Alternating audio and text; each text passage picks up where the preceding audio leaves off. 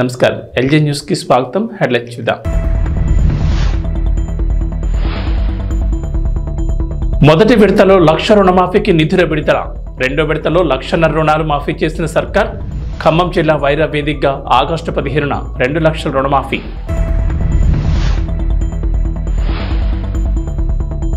తెలంగాణకు కేంద్రం నుంచి గుడ్ న్యూస్. తెలంగాణలో కొత్త రైలు మార్గానికి గ్రీన్ సిగ్నల్. మొత్తం 8 రైలు ప్రాజెక్టులకు కేంద్రం ఆమోదం.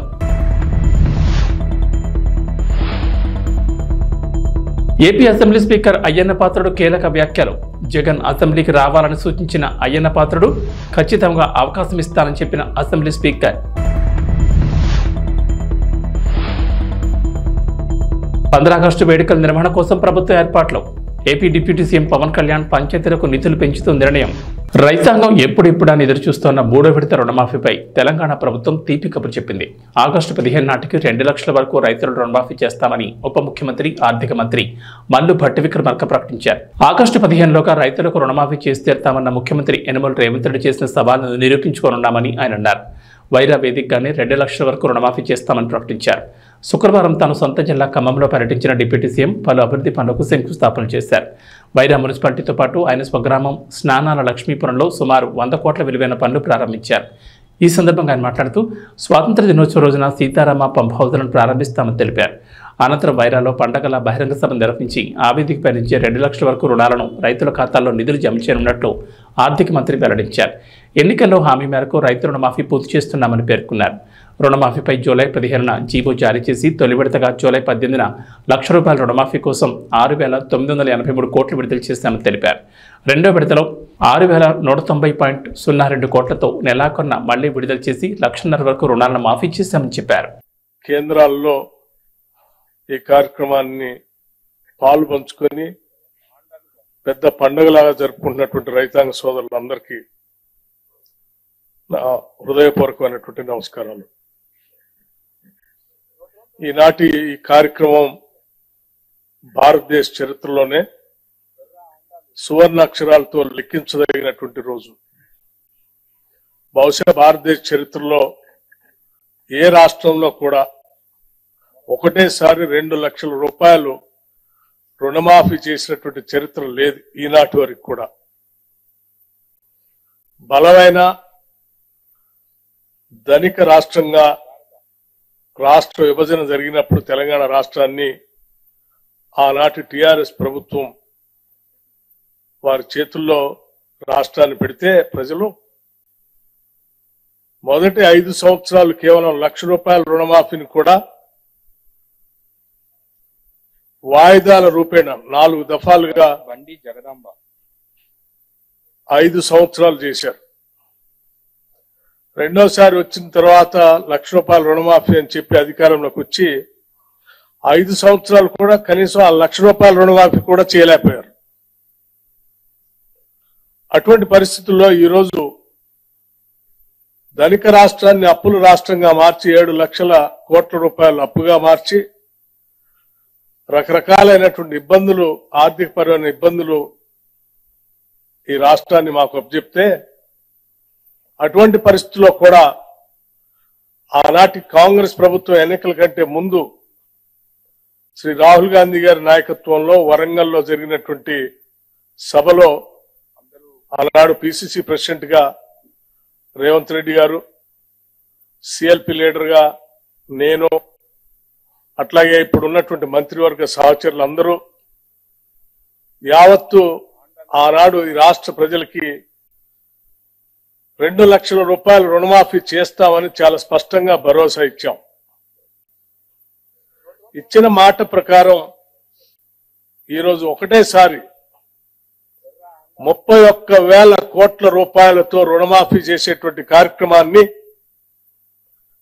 ఈరోజు రాష్ట్ర వ్యాప్తంగా ఒకటేసారి ₹1,00,000 ఒకటేసారి ఈరోజు బ్యాంకులకి దాదాపు 6,000 కోట్ల పైబడి ఒకటేసారి రిలీజ్ చేస్తున్నటువంటి శుభ సందర్భం ఇది.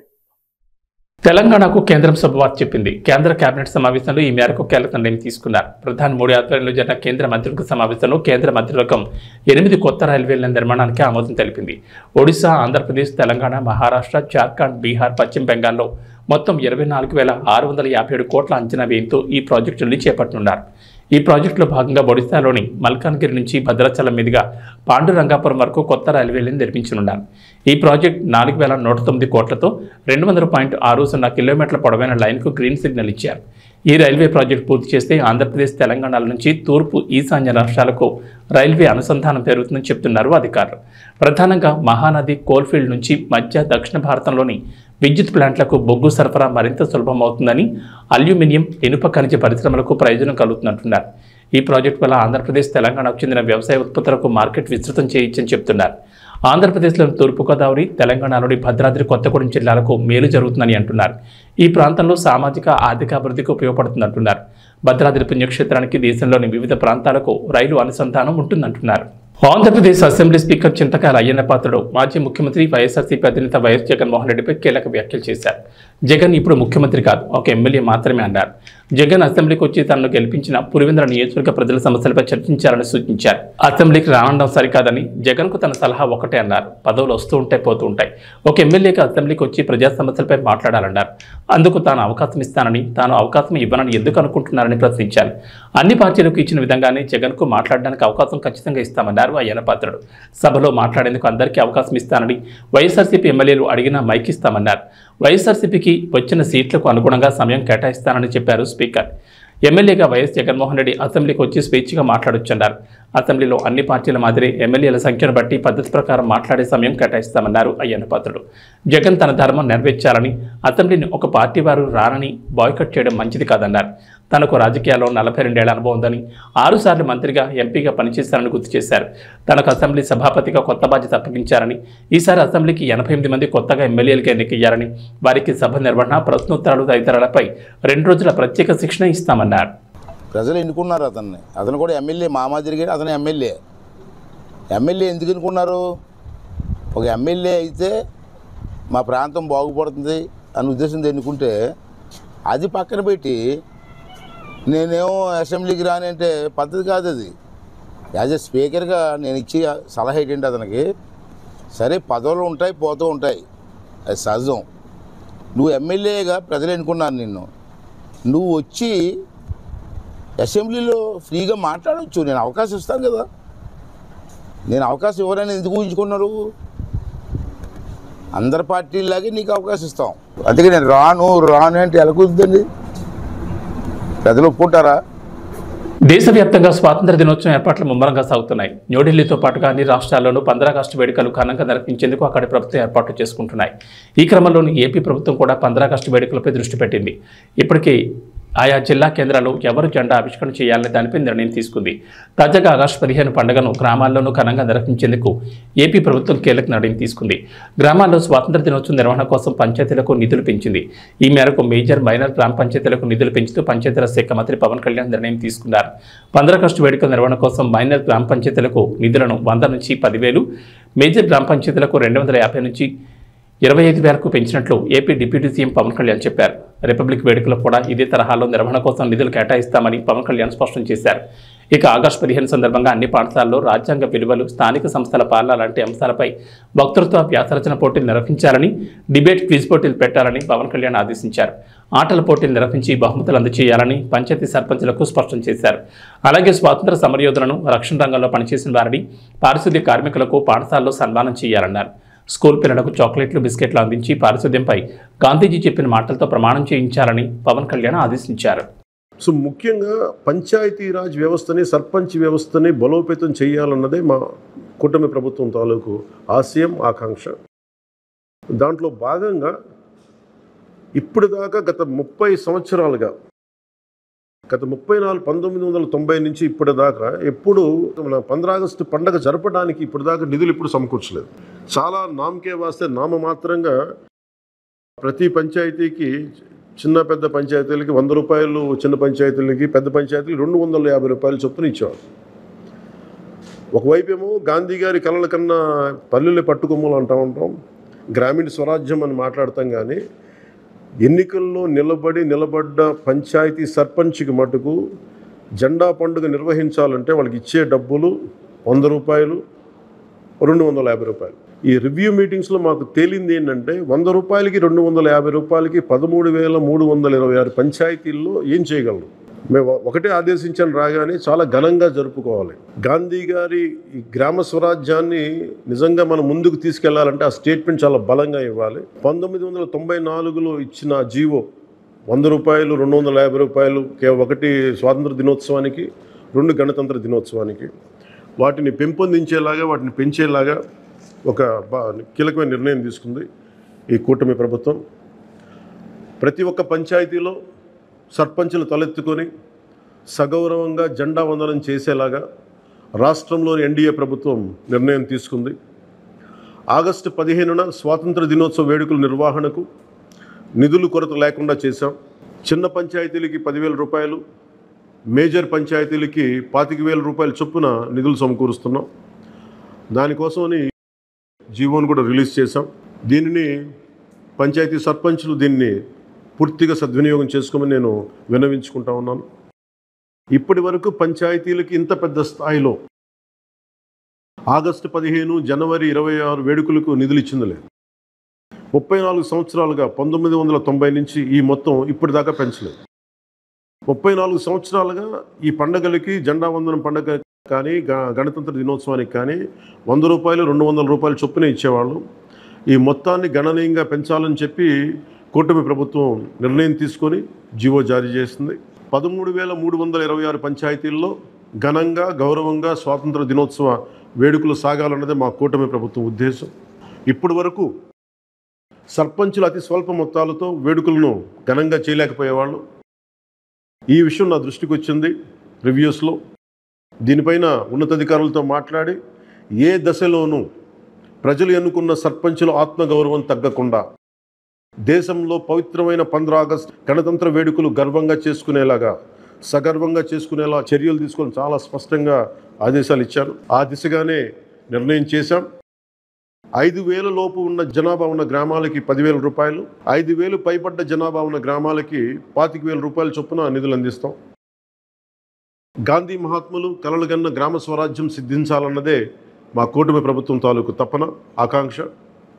అందులో భాగంగానే పంచాయతీలకి తీర్చిదిద్దే ప్రక్రియకు శ్రీకారం చుట్టాం. ఈ ఆగస్టు 15 నుంచి పారిశుద్ధ నిర్వహణ, రక్షిత తాగునీటి సరఫరా, మౌలిక వసతులతో కల్పనతో గ్రామాల సర్వతోముఖాభివృద్ధి దిశగా అడుగులు వేస్తున్నాం. గౌరవ సర్పంచులందరికీ నా విజ్ఞాపన, ప్రభుత్వం నుంచి విన్నపం, ఆగస్టు 15 నాటి వేడుకల్లో అందరి భాగస్వామ్యం ఉండాలి. పంచాయతీ పరిధిలోని పాఠశాలల్లో వ్యాసరచన, క్విజ్, డిబేట్ పోటీలు, క్రీడా పోటీలు నిర్వహించాలని కోరుకుంటా ఉన్నాం. ఉపాధ్యాయులు భాగస్వామ్యంతో వీటిని నిర్వహించాలని కూడా ఆదేశాలు ఇచ్చాం. గ్రామంలో స్వాతంత్ర సమరయోధులు, రక్షణ రంగంలో పనిచేసిన వారు, ముఖ్యంగా పారిశుద్ధ్య కార్మికులకు సత్కారాలు చేయాలి. గౌరవ ప్రధానమంత్రి గారు ఇప్పుడు కూడా పారిశుద్ధ్య కార్మికులకి ఏ స్థాయిలో గౌరవించారో అందరికీ తెలిసిందే. రాష్ట్ర ఎన్డీఏ ప్రభుత్వం కూడా ఆ దిశలోనే గౌరవ ముఖ్యమంత్రి శ్రీ నారా చంద్రబాబు గారి ఆధ్వర్యంలో పారిశుద్ధ్య కార్మికులకు అదే గౌరవం ఇవ్వడం జరుగుతుంది. సో ఈ విధంగా మేమందరం బలంగా, చాలా కీలకంగా పనిచేస్తూ ముందుకెళ్తున్నాం. దీని అందరికీ ప్రజలందరూ ఆశీస్సులు కావాలి. సర్పంచ్ వ్యవస్థని, పంచాయతీరాజ్ వ్యవస్థని బలోపేతం చేసే విధంగా ఈ ప్రభుత్వం ఉంటుందని మీ అందరికీ తెలియజేసుకుంటూ, ఒకే ఒక విన్నపం, ఇది పర్యావరణానికి పరిమితులకు లోబడి పర్యావరణం పరిరక్షించేలా ఈ పండుగ ఉండాలి. ప్లాస్టిక్ వాడటం కంటే కూడా జెండాలకి ఆల్టర్నేట్గా ముఖ్యంగా మన చేనేత జెండాలు ఏదైనా వాడండి.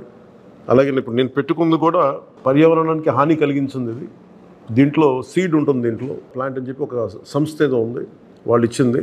మేము ఈ స్థాయిలో మీకు దొరికినంత దాంట్లో పర్యావరణాన్ని పరిరక్షించేలాగా ప్లాస్టిక్, మన జెండా పండుగ అని చెప్పి ప్లాస్టిక్ అంతా రోడ్ల మీద పడేస్తాం. అలా కాకుండా చాలా బాధ్యత తొందరగా జరుపుకోవాలి అని తెలియజేసుకుంటూ సెలవు తీసుకున్నాను. జై హింద్. ప్రకాశం జిల్లాలో కొత్త రైలు మార్గం పనులు వేగంగా జరుగుతున్నాయి. నడికూడు నుంచి కాళహస్తి రైల్వే నిర్మాణ పనులు పొదిలి ప్రాంతంలో మరింత ఊపందుకున్నాయి.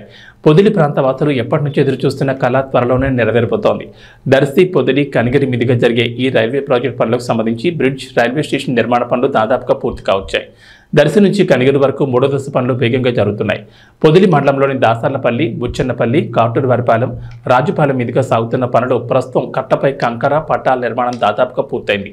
మరోవైపు రాజుపాలెం సమీపంలో స్టేషన్ నిర్మాణం వేగంగా కొనసాగుతోంది.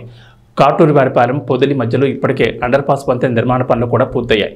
అయితే రాజుపాలెం సమీపంలో కొంత భాగం పరిహారం తప్పుగా ఇస్తున్నారని ప్రైవేట్ వ్యక్తులు కోర్టును ఆశ్రయించారు. ఈ కారణంగా నిర్మాణ పనులు ఆగిపోయాయి. పెండింగ్లో ఉన్న ఆ ప్రదేశాన్ని వదిలేసి రైల్వే అధికారులు అటు ఇటు మిగిలిన ప్రాంతాల్లో నిర్మాణాలు పూర్తి చేస్తున్నారు. ఈ స్టేషన్కు సంబంధించి అన్ని రకాల ప్లాట్ఫామ్లు, భవనాల నిర్మాణం కూడా కొనసాగుతోంది. మరో 2 ఏళ్లలో ఈ ప్రాంత వాసుల కళ నెరవేరుతుందని అంటున్నారు. ఇప్పటికే దర్శి వరకు అధికారులు రైల్లో ప్రయాణం చేశారు. త్వరలోనే పొదిలి ప్రాంతం మీదుగా రైళ్లు ప్రయాణించిపోతున్నాయి. పొదిలిలో కొత్తగా రైల్వే స్టేషన్ ఏర్పాటు చేయబోతున్నారు. త్వరలోనే తొలి రైలు రాబోతోంది. పొదిలి వాసుల ఎన్నో ఏళ్ల కళ నెరవేరబోతోంది. తిరుచానూరులోని శ్రీ పద్మావతి అమ్మవారి ఆలయంలో ఆగస్టు 16వ తేదీ శుక్రవారం వరలక్ష్మి వ్రతం వైభవంగా జరగనుంది. ఈ సందర్భంగా ఆలయంలో ప్రత్యేక కార్యక్రమాలు నిర్వహించనున్నారు. ఇదిలా ఉంటే వరలక్ష్మి వ్రతానికి సంబంధించిన టికెట్లను టీటీడీ ఆన్లైన్లో విడుదల చేసింది. ఓ కోటా పూర్తయింది. అయితే వరలక్ష్మి వ్రతం వర్చువల్ టికెట్లు కోటా ఇంకా ఉన్నాయి. భక్తులు బుక్ చేసుకోవచ్చు. ఇందులో భాగంగా తెల్లవారుజామున మూలవార్లకు, ఉత్సవాలకు అభిషేకం నిర్వహించనున్నారు. ఉదయం 10 నుంచి మధ్యాహ్నం 12 గంటల వరకు ఆలయంలోని ఆస్థాన మండపంలో వరలక్ష్మి వ్రతం వైభవంగా జరగనుంది. వ్రతం నిర్వహణ కోసం అధికారులు ఏర్పాట్లు చేస్తున్నారు. ఈ వ్రతంలో పాల్గొన్న గృహస్థులకు ఒక ఉత్తరీయం, ఒక రవిక, ఒక లడ్డు, ఒక వడ బహుమానంగా అందజేస్తారు. వరలక్ష్మి వ్రతం సందర్భంగా సాయంత్రం 6 గంటలకు అమ్మవారు స్వర్ణరథంపై ఆలయ 4 మాడ వీధిలో విహరించి భక్తులకు దర్శనమిస్తారు. ఈ వ్రతం కారణంగా అమ్మవారి ఆలయంలో ఆర్జిత సేవలైన అభిషేకానంతరం దర్శనం, లక్ష్మీ పూజ, కళ్యాణోత్సవం, కుంకుమార్చన, వేదాశీర్వచనం, బ్రేక్ దర్శనం, సహస్ర దీపాలంకరణ సేవలను టీటీడీ రద్దు చేసింది. గిరిజనులు ఉన్నత చదువులతో అభివృద్ధి చెంది జీవన ప్రమాణాలు మెరుగుపరుచుకోవాలని జిల్లా కలెక్టర్ నాగరాణి తెలిపారు. శుక్రవారం జిల్లా కలెక్టర్ కార్యాలయం వశిష్ఠ కాన్ఫరెన్స్ హాల్ నందు జిల్లా గిరిజన సంక్షేమ శాఖ ఆధ్వర్యంలో నిర్వహించిన ప్రపంచ ఆదివాసుల దినోత్సవం కార్యక్రమానికి జిల్లా కలెక్టర్ చదలవాడ నాగరాణి ముఖ్య అతిథిగా పాల్గొన్నారు. తొలుత కొమరంభీం చిత్రపటానికి పూలమాలలు వేసి ఘనంగా నివాళులర్పించారు. ఈ సందర్భంగా జిల్లా కలెక్టర్ నాగరాణి మాట్లాడుతూ గిరిజన కుటుంబాలు వారి పిల్లలను ఉన్నత చదువులను చదివించాలన్నారు.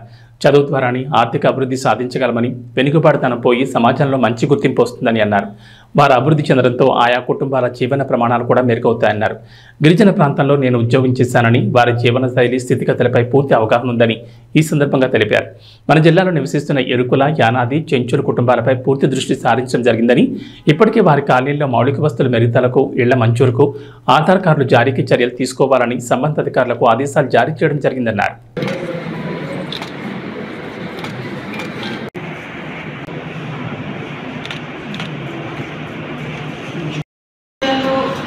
క్రైటీరియాస్ ఉన్నాయి.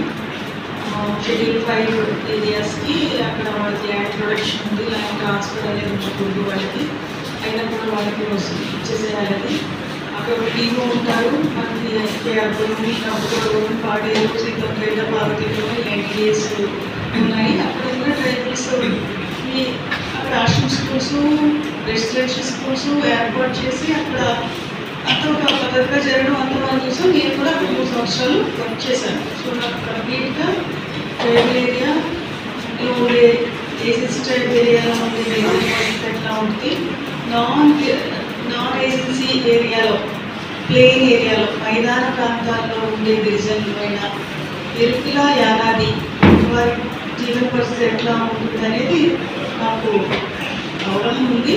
కాబట్టి ఈ జిల్లాకు వచ్చినాక నేను గత 1 నెలగా నేను చూస్తూ ఉన్నాను.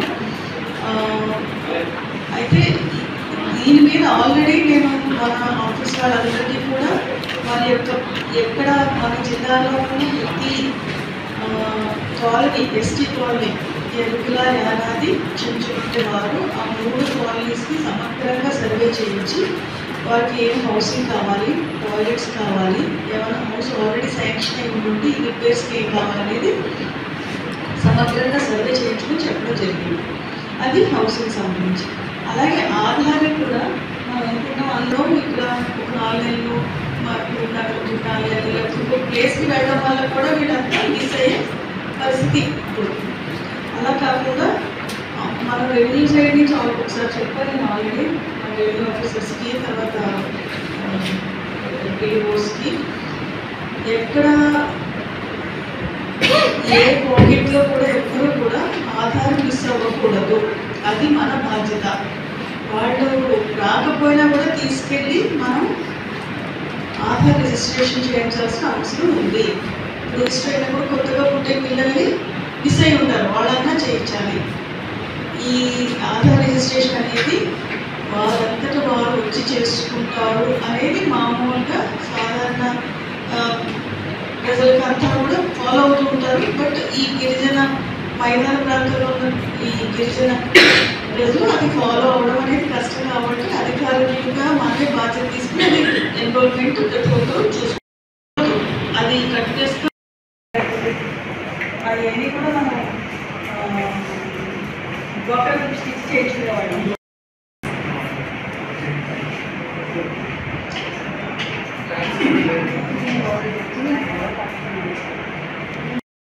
నెక్స్ట్ ఇరువుల కులాలకు చెందిన వారుగా ఉన్నాము. ఇక్కడ వేలాదులు చర్చలు వీళ్ళు కూడా ఎక్కువగా ఉంటారండి.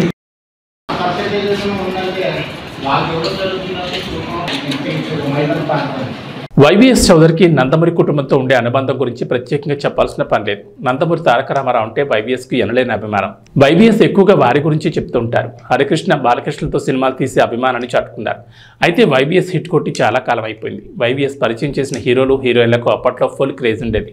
రామ్ ఇలియానాలను వైవిఎస్ పరిచయం చేసిన సంగతి తెలిసిందే. కొత్త వారితో ప్రయోగం చేయడంలో వైవిఎస్ ముందుంటారు. ఇక ఇప్పుడు కూడా వైవిఎస్ ఎన్టీఆర్ అనే బ్యానర్ మీద సినిమా నిర్మిస్తున్న సంగతి తెలిసిందే.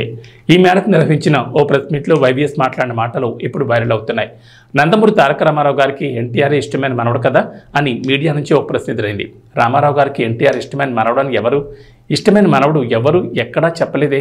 ఎన్టీఆర్ కూడా ఎక్కడా చెప్పుకోలేదు. రామారావు గారు కూడా చెప్పుకోలేదే. ఆయనకు అందరూ సమానమే అని ఇలా వైవిఎస్ చౌదరి చెప్పుకొచ్చారు. ఎన్టీఆర్ అంటేనే ఇష్టం కాబట్టి తన పేరును ఆయనకు పెట్టారు కదా అని మరో మీడియా ప్రతినిధి అడిగాడు. ఎన్టీఆర్కు ఆ పేరును హరికృష్ణ గారు పెట్టారని వైవిఎస్ చెప్పుకొచ్చారు. జానకిరామ్, కళ్యాణ్ రామ్, తారక రామ్ అని హరికృష్ణ పెట్టారని అన్నారు. కానీ హరికృష్ణ గతంలో ఓ స్టేజ్ మీద మాట్లాడుతూ స్వయాన నందమూరి తారక రామారావు తన పేరుని తన మనవడికి ఇచ్చాడని, నువ్వు నా అంశ, నీకు నా పేరు ఉండాలని నందమూరి తారక రామారావు అని పేరు పెట్టారని తన నాన్నతో జరిగిన సంఘటనను హరికృష్ణ గుర్తు చేసుకున్నారు. ఇప్పుడు ఎన్టీఆర్ పేరు మీద అయితే చర్చలు జరుగుతున్నాయి. ప్యారిస్ ఒలింపిక్స్లో భారత్కు మరో పథకం లభించింది. 21 ఏళ్ల అమన్ సెరావత్ రెజ్లింగ్లో కాంస్యం సాధించాడు. భారత్కు ఇది 6వ పథకం. కాంస్య పథకం కోసం నిన్న 57 కిలోల విభాగంలో జరిగిన పోరులో 13-5తో ప్యూర్టోరికో రెజ్లర్ దరియన్ టోయిను ఓడించి పథకాన్ని తన మెడలో వేసుకున్నాడు. ఈ పోటీలో భారత్ తరపున పోటీపడిన ఏకైక పురుష రెజ్లర్ అమన్. గురువారం జరిగిన సెమీఫైనల్లో Japan top seed Rei Higuchi చేతిలో 0-1 తేడాతో చిత్తుగా ఓడిన అమన్ ఈ మ్యాచ్లో మాత్రం ఎలాంటి పొరపాట్లకు తావివ్వకుండా ప్రత్యర్థిపై పూర్తి పైచేయి సాధించాడు. ఆది నుంచి దూకుడు ప్రదర్శించి దరియన్ను చిత్తు చేసి పథకాన్ని సొంతం చేసుకున్నాడు. ఈ పథకాన్ని అతడు తన దివంగత తల్లిదండ్రులు, దేశ ప్రజలకు అంకితం ఇచ్చాడు. ఏబీ బులెటిన్ విశేషాలు. నమస్కారం.